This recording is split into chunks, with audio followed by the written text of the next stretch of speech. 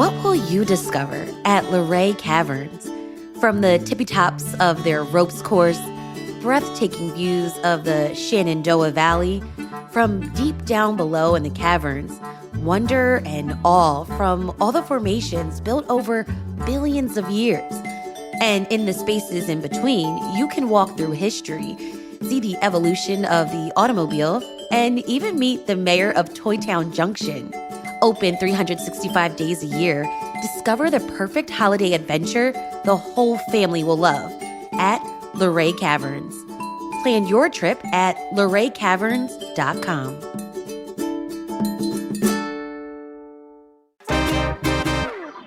Today on CityCast Philly, it is Halloween, but this episode is actually our monthly events guide for November.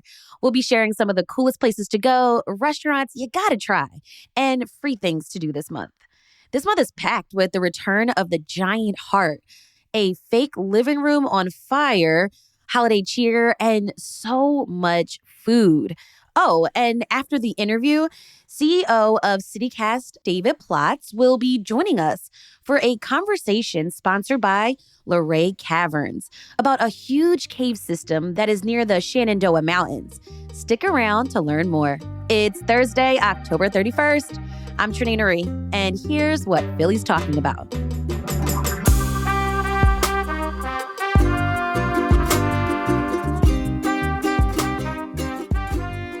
Joining me is CityCast Philly executive producer Matt Katz. Hey, Matt. Hey, Trenae. And our producer, Abby Fritz. Hey, Abby. Hi, Trenae.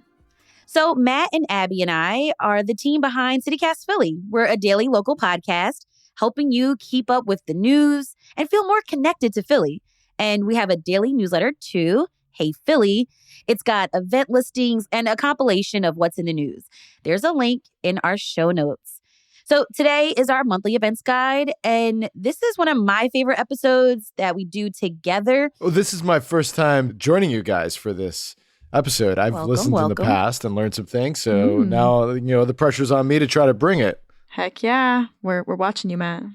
All right. All right. So before we get into our individual recommendations for this month, we have to talk about the one big Philly thing you got to do this month, and that's check out the 6ABC Dunkin' Thanksgiving Day Parade.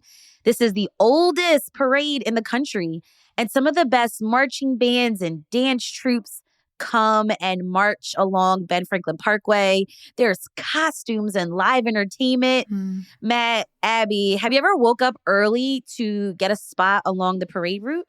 I've never done that. I will just watch it on TV. Abby, have you gone out there? No, I haven't. I'm always out of town for the holidays. All my family doesn't live in Philly, so I'm never here, I like to toggle back and forth between our parade and New York's parade, the Macy's Thanksgiving Day Parade. Yeah. And our parade is definitely like, it's a smaller scale for sure, like smaller crowds.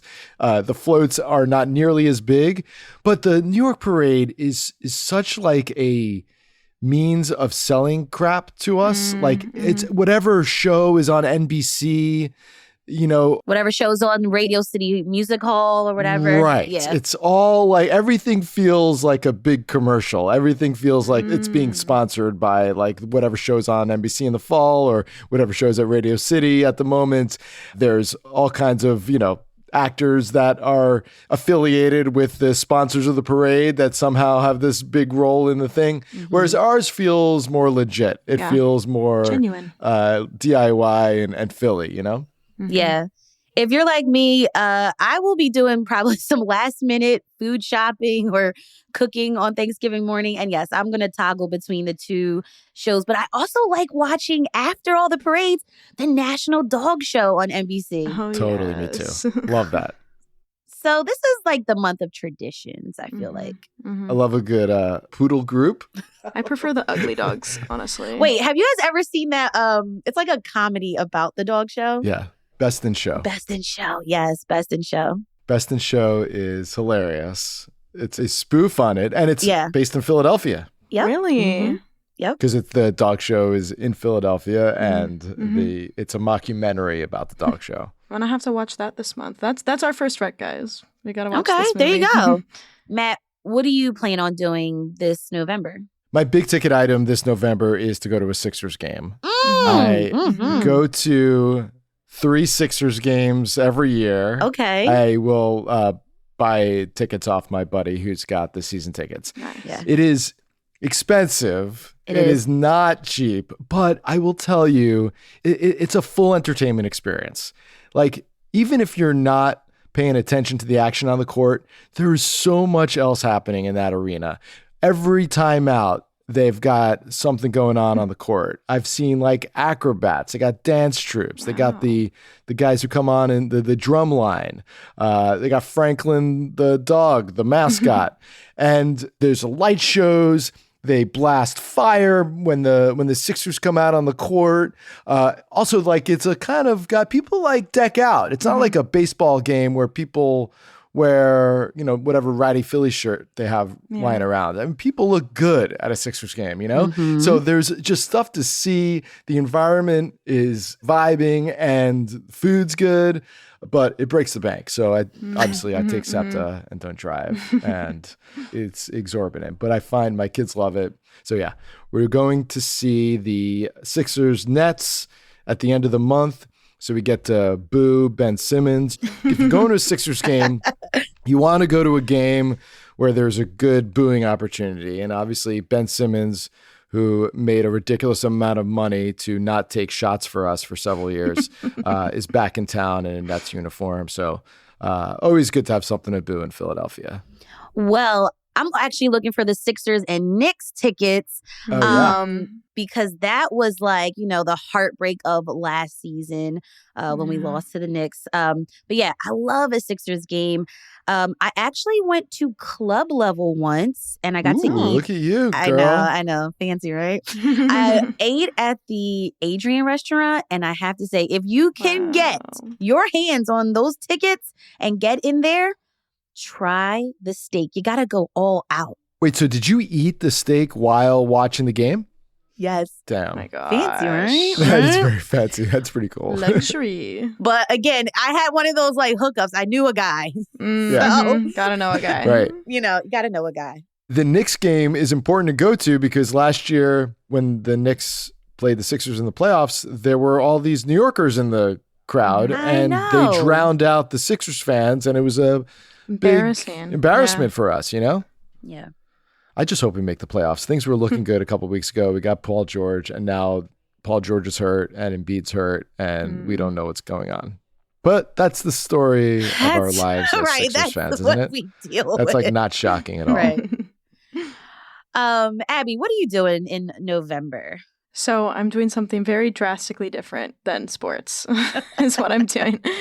You're reading? I'm doing intellectual things. No, I'm going the artsy fartsy route. And this is an event that I look forward to every month. It's so popular that if I want to get tickets, I have to like put reminders in my phone to purchase them like right when the link goes live, because like if I don't buy it within like 10 minutes, like they're sold out. Wow. It's called Queer Clay Philly, and it's a clay hand building class, and it happens every third Monday of the month at Star Garden Recreation Center, which is in Washington Square West, like right off of South Street. Yeah. Wow. Yeah. I didn't know that's where you were going when you said that the tickets sell out so quickly. Yeah, why is it so popular? I think it's one of the few events that are targeted towards queer, femmes, non-binary folks every month that is really accessible in price. It's sliding scale from $10 to $15, and sometimes they even have free tickets for certain groups of people. That's great. And like doing any sort of clay practice too is really expensive. If you've ever looked at like hand throwing classes or anything, they're going to be like $50 to $100. And it's a great way to like meet people, hang out with friends, go on dates, anything like that. It's super accessible. And there's also like, I know a lot of people, when I went last month, were talking about like going to Tattooed Moms to get drinks right afterwards because it's right around the corner and there's tons of bars and restaurants around there. So I think it's just, the people that organize it are really great at making a space for people who have never worked with clay before and making it accessible price-wise and putting it out there every month for like queer people and for allies to come and just hang out and have this like very nice, friendly, welcoming space. That's very cool. What do you make? Oh my gosh, I make very goofy things. The first time I went, I made a mini replica of my cat, Bee. And no way, you gotta really show cute. us. I'll drop the pic. I'll drop the pic later. And I put a little like spiked collar on him, so I have that. So cute. This past time, I made like a really elaborate candle holder / jewelry holder. It totally came out of nowhere. Like you can literally do anything. And it's not a wheel class, so you're building with your hands. So you're basically like, get in a chunk of clay. They're going to walk you through kind of some of the general directions about like, oh, you want it to be about this thick so it doesn't like explode in the kiln. Or you want it to not be super thin because, you know, like blah, blah, blah. So they go through all that stuff. They provide tools and the moderators walk around and will be like, hey, that looks great. Do you need help with this? Do you need help with that? So they're very friendly and welcoming in terms of like, you don't need to know what you're doing to go. But also there's like people like making like really intense stuff in there too, where I'm like, you've done this y'all before. Trying to show off. Yeah, I know you've done this before. So it's super fun. And you get to paint it. You get to glaze it at the end of class. So it'll be colorful if you want it to be. And then you leave. It's a 2.5-hour class. It goes from 6 to about 8:30. And if you're done early, though, you can leave whenever you want. And then the moderators will fire the items. So they'll cook them or whatever. They put them in the kiln. And then next month, you can pick up your item either at Star Garden Recreation Center or the moderator will put it out on their porch in West Philly for you to pick up whenever you want. So, oh, wow. I like this like community vibe to it. Yeah, it's great. Yeah, it's very low key. And there's no drinking. Is it just the art? No, it's not like a booze thing. Well, because it's at a recreation center. So there's like kids around. And in the warm months, you sit outside in like the little garden area and build. So it's really cute. There's like a super cute playground. And there's always like kids around and other programming happening in the building when I've gone. So it's a very like community feel there. And the moderator knows the person who runs the rec center. So I think that's how they got the hook in. Mm-hmm. But yeah, so it's super cool. I would totally suggest checking it out. They have an Instagram page where they post every month when to get the tickets on Eventbrite. The tickets go live at noon a week before the event. So the second Monday of the week at noon, you got to put those alarms on to get your tickets. And then you can select how much you'd like to pay for the tickets. And then you can go. Awesome.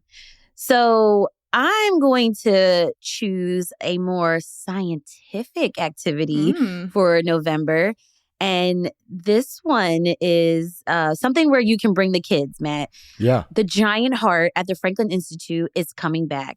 This is the iconic exhibit that has been the heartbeat, get it, for many school field trips. Yeah. So since 1953, Philadelphia children have spent time walking through this very large replica of a heart during school field trips. And if you remember, in season 2, the kids of Abbott Elementary also took a tour of the big organ. The original exhibit, and this is what I read on the Franklin Institute website, the original exhibit was only meant to be on display for 6 months, and it was made up of 4 tons of paper mache.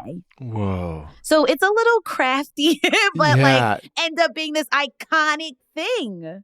Totally. Kids love it. My kids, I told them the other day that it's coming back, that there's a new version of it. And they were like, wait, what was wrong with the old one? But it was definitely a little banged up, you know, we needed a new ticker in the in the Franklin Institute. So that's so cool. So when is it coming back? So it's coming back November 23rd.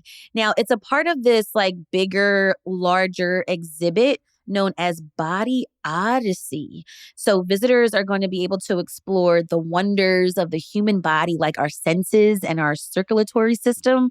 But yeah, this is like just super nostalgic, super sciencey, and yeah, make sure you go. The Franklin Institute is open every day from 9:30 to 5. Up next, we've got food recommendations when we come back.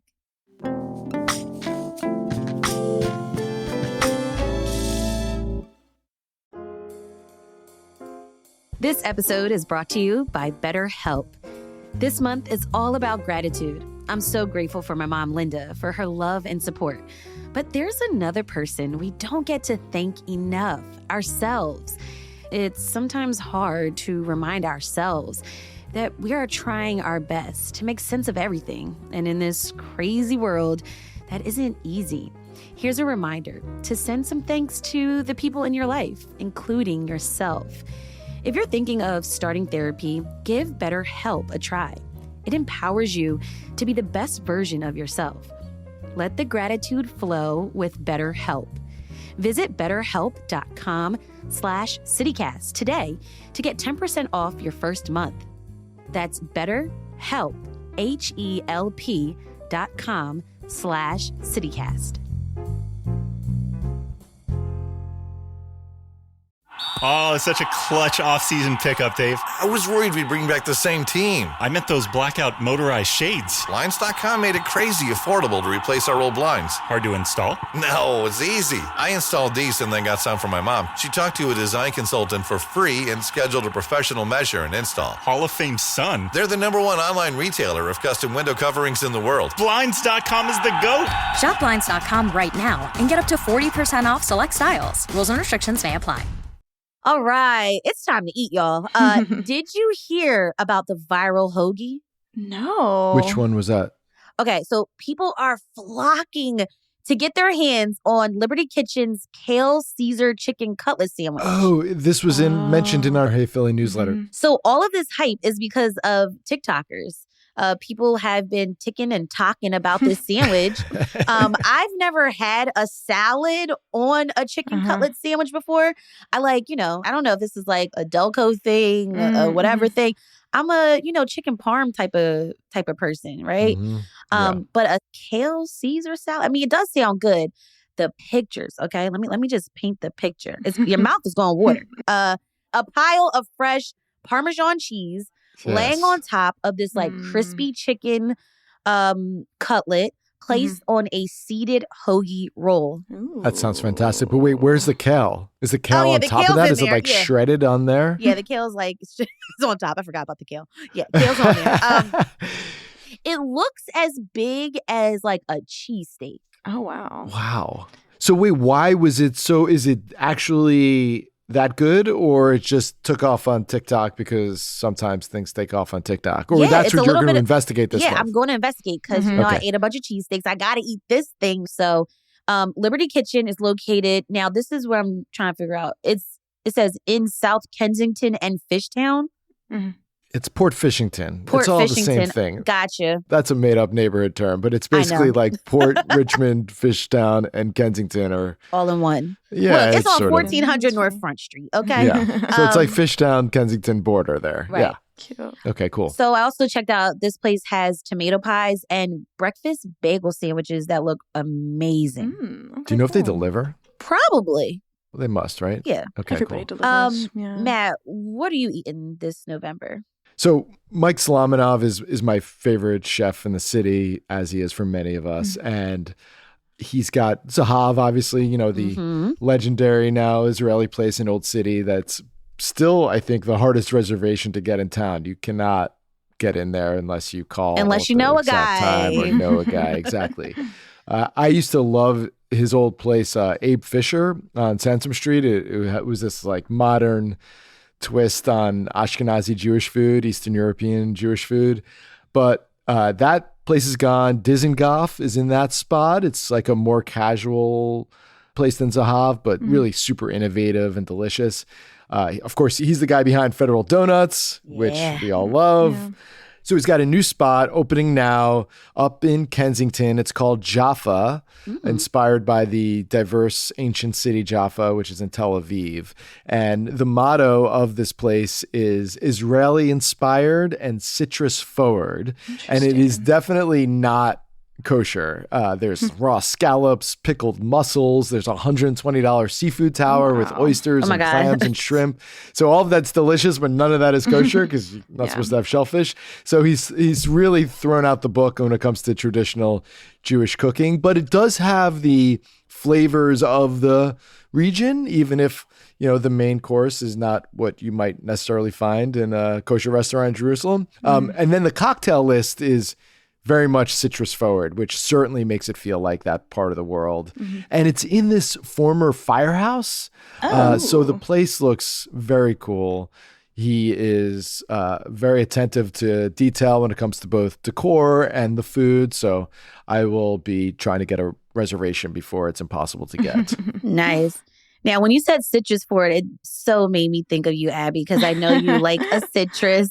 And seafood. So and seafood. This sounds like a spot I'm going to have to check out because, man, do I love seafood. And yeah. Nice. Yeah. Now, Abby, what's on your list for November? So I'm not focusing on the food as much. I'm focusing on the drinking. And now that we've filled up a little, we had a hoagie, which I do think is my ideal pregame meal. I'm going to mention the Philly Wine Fest, which is happening down at Live Casino on November 16th. If you're a wine lover like me, this is a great opportunity to sample dozens of different wines from the area, but also like national wineries. They are going to be offering not just wine tastings, but also some like commemorative merch, like a sampling glass. There's also the option to take home full bottles of wine from certain vendors if they're offering that. And there's going to be food available that you'll have to purchase separately from the wine tasting ticket. And it's also at the casino. So with your tickets, you're going to get some gaming credits. So if you like to gamble, you can go drink a little and gamble a little. Amazing. Yeah. So are you going to go to like try things and be very responsible and be able to like see clearly on the way out? Or I mean, are you going to go to get banged up? Or we'll see what happens. Banged up is crazy. So officially, I'm going to be very responsible. Unofficially, if I'm Ubering, who knows? It depends. Depends how good the wine is. So we'll see. However you want to enjoy wine this month, you can get your tickets online. They have 3 different sessions. They start at noon that day and run till 10 p.m. So your general admission ticket is going to be $39 for a 2-hour time slot. And then the early admission tickets are $59 for 3 hours. I think the benefit of... That's so much wine drinking. It's a lot of wine drinking. Yeah, 3 hours of wine drinking and hopefully eating and playing games. Well, you got to pace yourself too because you got to have the water. Yeah. Mm-hmm. But still, at some point, you cannot tell the difference between like a Syrah from the coast of France and some Cabernet from New Jersey. Maybe that's what they're banking on. Like it all must blend together, right? I think, see, what I would do is if I was going to this was I would get there on time because also the tastings end 15 minutes before the end of your session. So they're kicking you out if you're not done. Got it. So get there on time. And then I would start, do like a quarter of them, take a break, get some water, get some food, do maybe like half of whatever's left, play some games, and then finish out. And that would be my like ideal plan if I was going to this. I also just think because of the location, I don't know like what else you do afterwards because it's, down in South Philly, kind of around all the arenas and stuff. So it's kind of like this is the event of the night. I'm staying there. I'm getting everything done. I want to eat. I want to drink. I want to have some fun and play some games. Then I'm going home. I will say there are no DD tickets. There's no designated driver tickets available. I know sometimes events that involve drinking, they'll have tickets for people who aren't interested in drinking. But there is a ton of public transportation that you can get down to the casino in South Philly. This is also a 21 plus event. So can't bring the kiddos, unfortunately. They don't want to come. No, they don't want to come. Okay. Yeah, exactly. All right, we got to talk about the free stuff now. Oh, yeah. Abby, what's on your list? Yeah, so another like huge event going on this month in Philly is the Philly Marathon. Now, it's obviously a little late to sign up if you actually wanted to run the marathon, but... You ever did the marathon? Oh, no way. No way. Absolutely not. I've only done Broad Street Run, and I did it 3 times, and... Wow. That was good enough. For you. That was 10 miles, right? 10 miles. That's a lot. My body just exploded after, actually. If you know what I mean, you know what I mean. Yeah. I've done a half marathon, but I've never done a marathon. Okay, well, half marathon's a big deal, too, I feel like. I did it in high school when I was, like, peak fitness. Oh, I was, like, getting recruited. No, I'm talking about as an adult. Oh, no. Not when you have, like, the young, No. those young legs.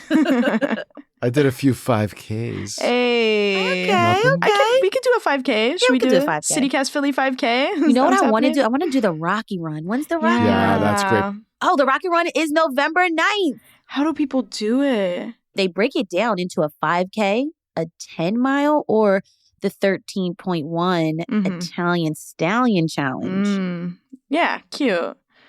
Yeah, so there's lots of running things happening this month. But yeah, I have a friend who's running a marathon. Shout out to Juan. You go. Gonna be cheering you on. So I'm gonna be cheering on the sidelines. I'm going to have a 6-pack with a sign. And I'm going to watch him run a marathon. Or your bottles of wine that you just got for the wine. Yeah, exactly. So I'm gonna be supporting, and that's free. It's free to support. The start and finish line are both along the Benjamin Franklin Parkway near the Art Museum. And this is my first time ever watching the marathon. Have you guys ever watched it or cheered on? I've never watched the Philly Marathon in person. No. Yeah. I'm excited. There's some like serious runners out here. There's some people that are really good and really fast. But even if you aren't going to watch the marathon, look out for those road closures the day of. Yeah. It's happening Sunday, November 24th. There's a map on the PhiladelphiaMarathon.com website if you want to check it out and see where to not drive around or where to go cheer on your friends. But the cheering is free. But I also want to celebrate afterwards with my buddy. So I'm thinking of treating him to something a little greasy after the run. We're probably going to hit a pub in the area. I'm thinking maybe McCrossin's Tavern on 20th off of Spring Garden. It's pretty close to the finish line, so we can just, scurry over there. Got to get a Guinness after a run like that. There's no other option, so... Yeah. Oh, you're such a great friend. Yeah. Great supporter. I bet there'll be a lot of people there hanging out after the race. Oh, too. yeah. I'm sure we'll see some bibs. And sometimes, if you have your bib from a run, you can get a free beer or something. Oh, cool. I wonder. I'm going to make him go around and get a lot of free beers for me. You guys are going to be having a good time. But I don't know if he wants to do a lot of walking after running a marathon. If it's free beer, I'll carry him. I'll carry him to the bars. All right, Matt, what is something free that we can do this month that's on your list? Yeah, so I've got something. This one does involve kids. Okay. It's this weekend. It's called Block Kids. I took my son there last year. It was honestly one of the coolest things I've ever done with my kids in the city.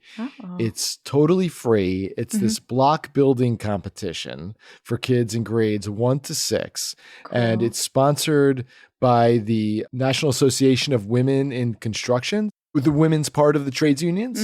And the kids are given 100 Lego blocks, right? And then they get a choice of 3 other items, like a rock, a string, foil, and then they have to build something construction related.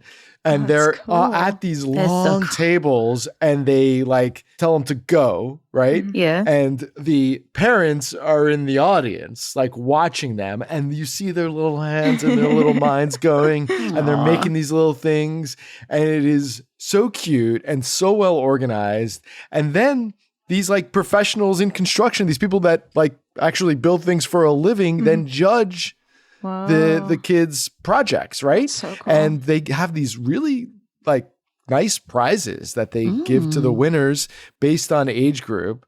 It's held down at the Sheet Metal Union Hall on Columbus Boulevard. Okay. It's very cool. It's very legit. And then while we're waiting for the winners to be announced, there's all these other activities. So there's different stations that the kids can go to learn about pipe fitting from the pipe fitters, for example. And they have hammers and nails, and you can throw a hammer. The coolest one that they had last year was the Sprinkler Fitters Union was there, and they set a living room on fire in the parking lot. I swear to God. It was a flatbed truck, and it had a living room in it. And then they set it on fire, and then they showed what happens if the sprinklers are activated and what happens if you don't have the sprinklers. It was very cool because the flames were massive. This is amazing. This sounds really amazing. So amazing because... Sinead, bring your kids. We'll hang out. You know what? This is what talking to other generations and like bringing in like young people into the trades and, you know, sparking their interest. And they're going to always remember hey, we lit a living room on fire. For sure. And it just exposes them to jobs they may have not known about. Like if you don't have a pipe fitter in your family, then you wouldn't necessarily know that was a job you could do. And the fact that there's, you know, women who are in the trades unions who are running this thing shows both to the little girls and the boys in there that, you know, anybody can do this stuff. It's not just for one type of person. And it just exposes you to all these jobs, which are like good paying jobs. Very cool. It's November 2nd, and you can sign up at nawicpf.org, and it's called Block Kids. Very cool. I love this. This is why I love this episode. I learned so much more about y'all and what kind of things you're into, but also just the amazing Philadelphians that live in this city. So along with all of these activities and places to go, places to eat, the holiday spirit is going to start to come around this late November. This is when all of the holiday attractions begin to open. I mean, there's tons in our area, but I got to shout out the classic Christmas Village at City Hall and Love Park. Yes. If you're new to the city, this is modeled after the open air German style marketplaces where vendors sit in these like small cabin-like structures selling food, crafts, and other holiday gifts. It's all free, but if you want to purchase anything, you will have to pay some money. But it's just such a great place. It's such a great vibe, and it's a family atmosphere. It's a great place, I think, too, to meet new people and, you know, see City Hall, Dilworth Park Plaza, and Love Park all light up for the holiday spirit. So Christmas Village starts November 23rd, and it runs through Christmas Eve on December 24th. They've got the tent with food. They've got that spiked apple cider that I love. And it really just feels like the holidays down there. And it's cozy inside that little food hut they have. And you could hit the ice skating rink. Yes, it's really ice great. skating. Yes. Totally. There's so much to do in November. Thank you, Matt and Abby, for joining me on this episode. Thanks, Trinae. Come to the building competition. Bring your kids. Yes. Let's go Sixers. Thanks, Trinae. Don't go anywhere just yet. In a second, we've got a segment sponsored by Luray Caverns. Our CEO of CityCast, David Plotz, is chatting with Bill Huffman, Director of Marketing and PR, about an amazing cave system that is fun for the whole family to explore. And it's open 365 days a year. Check it out. I'm David Plotz, CEO of CityCast. One of the true natural wonders of the Mid-Atlantic and Appalachian region is Luray Caverns, a huge, mind-blowing, gorgeous cave system in the Shenandoah Mountains. The caverns are always 54 degrees, so in miserable summer, it's a blessed relief, and in miserable winter, it is also a blessed relief from the cold. And in spring and fall, it's surrounded by just about the most beautiful scenery you can imagine. The foliage there is stunning. I went to Luray Caverns as a school kid. I took my own kids there. I visited just last year with a group of friends. It is a special place. And if you want to get out of the city, Luray is the place to go. I am joined by Bill Huffman, Luray Caverns Director of Marketing PR, to talk about one of the region's true wonders. Bill, welcome to CityCast Philly. Thanks for having me, David. Bill, Luray Caverns is one of the world's most incredible cave systems. What are a few of the highlights or a few places you love? Well, I really love Dream Lake. It's the largest body of water in the caverns, and it's an optical illusion. It creates the illusion that the pool is really, really deep, but it's actually very shallow, only about 18 to 20 inches deep. It's a mirror of the ceiling, so it looks about 6 to 8 feet deep, so you can just get lost in that reflection. It is very cool. I concur. It's just amazing, yeah. And when you see a little water droplet hit, it kind of breaks the illusion. You're like, wow, that's cool. And I also really like the throne room. It is a dramatic room. It's home to our fallen stalactite, which fell about 7,000 years ago. I can promise you nothing's going to fall if you come and visit us. It is full of stalactites, and it's almost countless in that room. There's just so many beautiful formations. It's really stunning. True fact. True. It is amazing. What about the organ That to me is one of the miracles of Luray. It really is. The Great Stalagpipe Organ is the largest musical instrument in the world. Its home is in the Cathedral Room in Luray Caverns. It uses stalactites as the musical notes. So when you push a key on the keyboard, a little electronic impulse is sent to this little mallet that taps the stalactite and produces musical tones.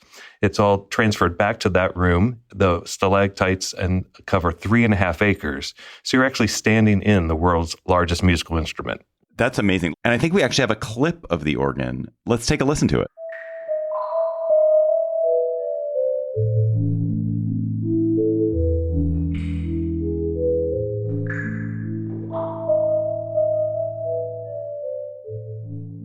One of the things that I like about Luray is that it's kind of for everyone in the sense that cave is an anxious word for some people, but Luray Caverns are very comfortable.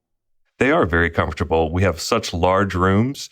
You don't really feel claustrophobic. It's well lit. All the walkways are paved. We have a new ADA accessible entrance that we put in 2019. And so that allows people in wheelchairs, electric scooters to come in. I do recommend having a strong person or two to push a wheelchair through. There are still some inclines and wet areas in the caverns. And the caverns itself isn't exactly ADA compliant, but the walkway to get in and out is perfect grade for that. And this is just for my girlfriend. There are no bats. There are no bats. It's a closed cave system, so no bats inhabit the caverns.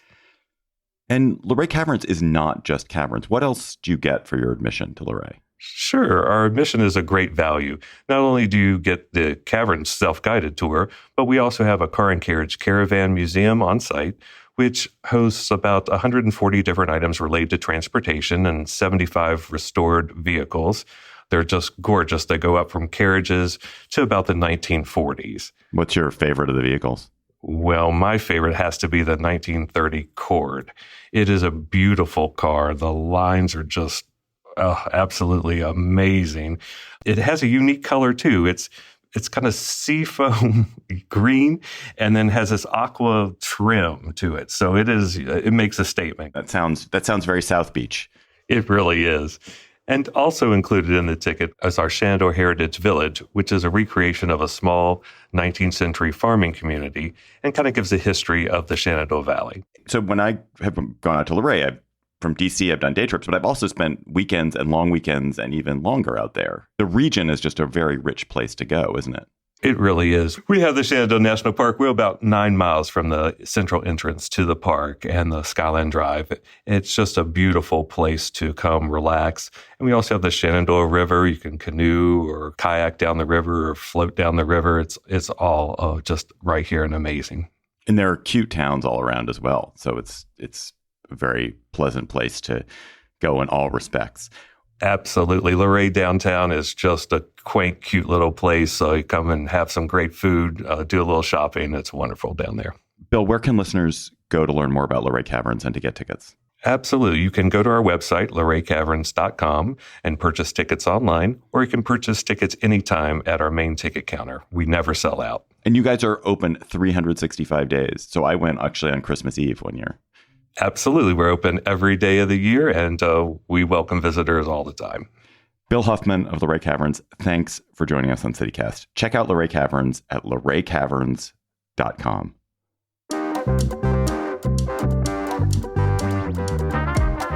That's all for today here on CityCast Philly.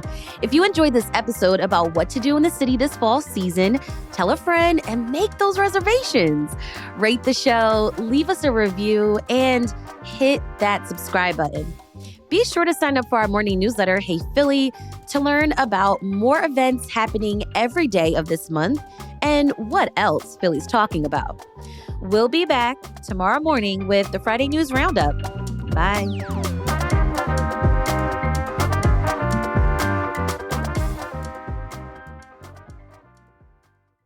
I get to learn so much more about Philly through you guys' eyes.